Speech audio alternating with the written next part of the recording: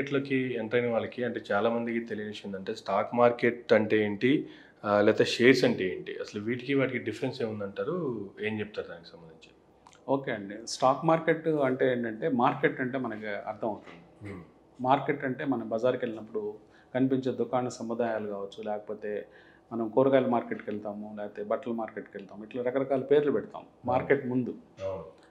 కూరగాయల మార్కెట్కి వెళ్తే అన్నీ అక్కడ వెజిటబుల్స్ దొరుకుతాయి మనకి, అట్లాగే వెజిటబుల్ మార్కెట్స్ అంటాము, తర్వాత క్లాత్ మార్కెట్స్, తర్వాత అన్నింటినీ కలిపి బజారు మార్కెట్కి వెళ్తామంటాం.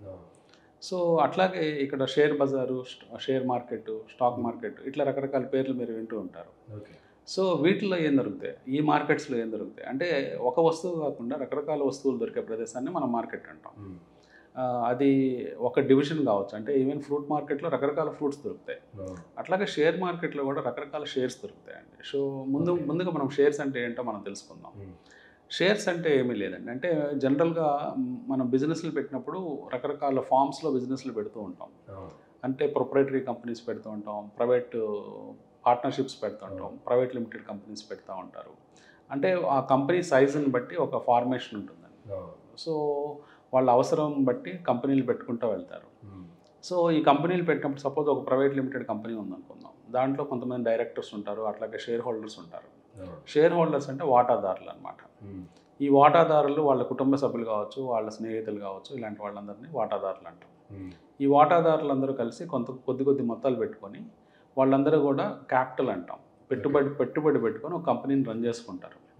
సంవత్సరం చివరిలో అంటే March 31 every year balance sheet వేసుకొని ఆ కంపెనీలో వచ్చిన లాభాలని అందరూ పంచుకుంటారు.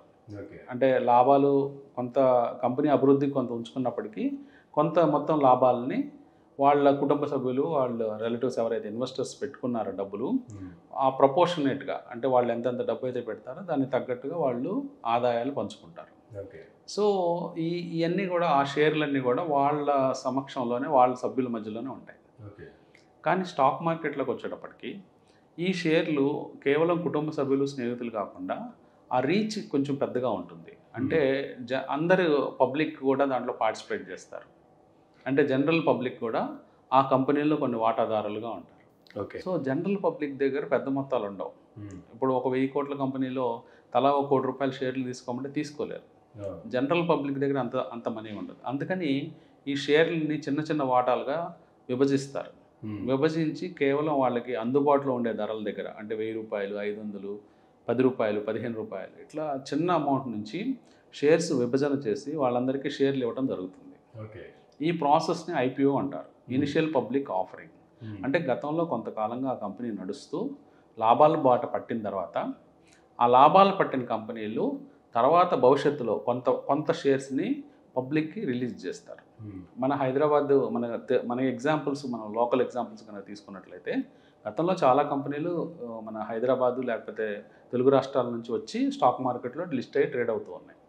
రీసెంట్గా గత సంవత్సరంలో వచ్చిన కంపెనీలు కనుక మనం తీసుకున్నట్లయితే విజయ డయాగ్నోస్టిక్స్, అట్లాగే కిమ్స్ హాస్పిటల్, ఇట్లాంటి కంపెనీలు కొత్తగా వచ్చాయి.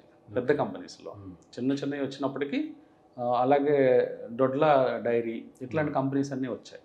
సో వీళ్ళ ప్రమోటర్స్ ఏం చేశారంటే, కొంత భాగం షేర్లని, వాళ్ళ వాటాలని, అప్పటిదాకా ఉన్న వాళ్ళ వాటాలని, కొన్ని ₹100 కోట్ల పబ్లిక్కి ఇవ్వటం జరిగింది.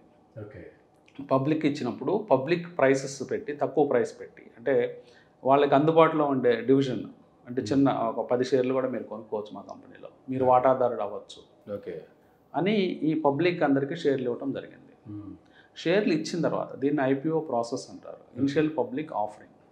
సో ఇనిషియల్గా షేర్లు పబ్లిక్ ఇచ్చిన తర్వాత ఆ షేర్లను తీసుకొచ్చి స్టాక్ మార్కెట్లో లిస్ట్ చేస్తారు. లిస్ట్ చేసిన తర్వాత అక్కడ ట్రేడింగ్ జరుగుతూ ఉంటుంది. ఈ ట్రేడింగ్ జరిగేటప్పుడు అక్కడ ఇన్వెస్టర్స్ వెళ్ళి ఆ షేర్లను కొనుక్కోవడం కానీ అమ్ముకోవడం జరుగుతుంది. ఆల్రెడీ షేర్లు పొందిన వాళ్ళు వాళ్ళ షేర్స్ని అమ్ముకుంటూ ఉంటారు.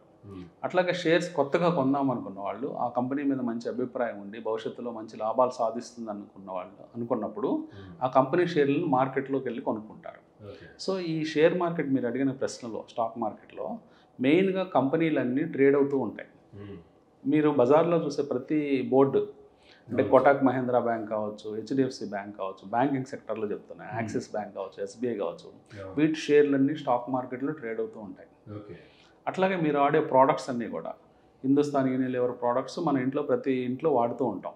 పేస్టుల కాడ నుంచి, సబ్బుల కాడ నుంచి, డిటర్జెంట్స్ ఇట్లా. అట్లాగే రకరకాల ఐటీసీ బ్రాండ్ ప్రోడక్ట్స్, నోట్బుక్స్ వాడతాం, సిగరెట్స్, తర్వాత రకరకాల ప్రోడక్ట్స్ ఐటీసీ నుంచి వస్తాయి. సో ఇట్లా చాలా కంపెనీలు మన బజార్లో కనిపించే చాలా కంపెనీలు మీరు లిమిటెడ్ అని ఉంటాయి. ఆ కంపెనీస్ అన్ని లిమిటెడ్ కంపెనీస్. ఈ కంపెనీలు చాలా భాగం కంపెనీలు మనకి మార్కెట్లో, షేర్ మార్కెట్లో అందుబాటులోకి ఉంటాయి. సో ఆ రేట్లు ఏముంటాయి, ఎంతెంత రేట్లలో ఉంది, వాటి ఆ లాభాలు అంటే ఆ కంపెనీ సంపాదించే లాభాలకి షేర్ ప్రైస్కి ఎంత వ్యత్యాసం ఉంది, అంటే ఎంత దగ్గరగా ఉన్నాయి, ఆ రేట్లు మనకి అనువుగా ఉన్నాయా లేదా, ఇట్లాంటివన్నీ కూడా మనం చూసి బేరేజ్ వేసుకొని ఒక ప్రొఫెషనల్స్ వీటన్నిటిని క్యాల్కులేట్ చేసుకొని ఈ షేర్ అట్రాక్టివ్ ప్రైస్లో ఉంది లేకపోతే ఈ షేర్ అట్రాక్టివ్గా లేదు అని చెప్తారు. దాన్ని బట్టి ఇన్వెస్టర్స్ ఆ షేర్స్ని కొనుక్కోవడం జరుగుతుంది. అట్లాగే చాలా ఐటీ కంపెనీస్ మనకు తెలుసు. ఇన్ఫోసిస్ కావచ్చు, టీసీఎస్, మహేంద్ర అవన్నీ కంపెనీలు ట్రేడింగ్లో, లిస్టింగ్లో ఉన్నాయి. లిస్టింగ్లో ఉండటం అంటే స్టాక్ మార్కెట్లో ట్రేడ్ అవుతున్నాయి. సో మీరు అడిగిన ప్రశ్న ఏంటంటే స్టాక్ మార్కెట్ అంటే ఏంటి, స్టాక్ మార్కెట్లో షేర్స్ అంటే ఏంటి? షేర్స్ అంటే చిన్న చిన్న డివిజన్స్ అనమాట. ఒక్కొక్క కంపెనీకి సంబంధించిన చిన్న చిన్న డివిజన్స్, పార్ట్స్. ఈవెన్ మీరు ఒక షేర్లో కూడా ఇన్వెస్ట్ చేసుకోవచ్చు. ఒక షేర్ కొనుక్కొని ఆ షేర్ని అట్టు పెట్టుకోవచ్చు జీవితాంతం.